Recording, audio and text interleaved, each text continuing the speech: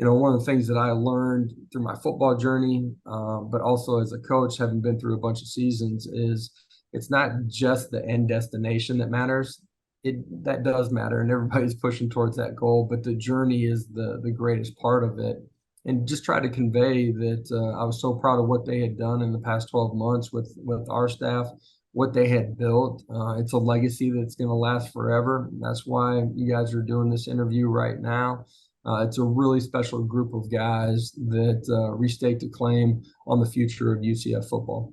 I think trendsetters, trailblazers, whatever you want to call it, that's what we were, and that's what UCF's going to continue to be. And in my view, those 2 seasons really set the stage not only for playoff expansion, but for UCF to join the Big 12. Without those 2 seasons, maybe UCF is attractive, but maybe not. I mean, you can look down the road at I-4 at another school that's in the state of Florida that hasn't really had football success and is kind of left out right now of the power conferences. UCF isn't. And a big reason why is because of the success they've had on the football field. But in my view, what they did in 17 and 18, they showed and they proved that we can play with anybody. And I also believe that those 2 seasons allowed Cincinnati to make the playoff.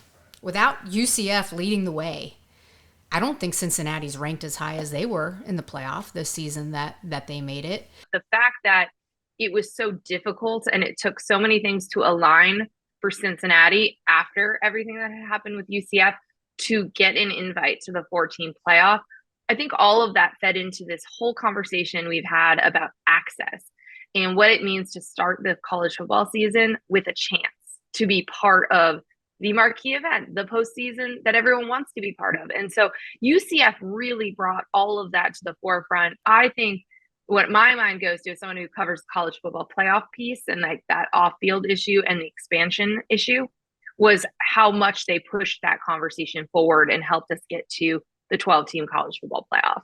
You kind of exposed the system for the closed system it was. And the system's changing now.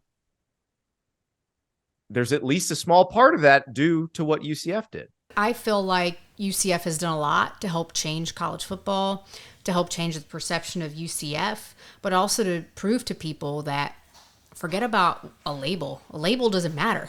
What can you do? And that's why I feel like those 2 seasons in particular should be held up as these models for inspiration, because that was a team that was really easy to root for because they were a team. They were an absolute team. I think we learned that anything is possible at UCF. Doesn't matter what your conference is, where you're recruiting your players from. All that matters is getting your teammates, your coaches, your players, the administration to believe.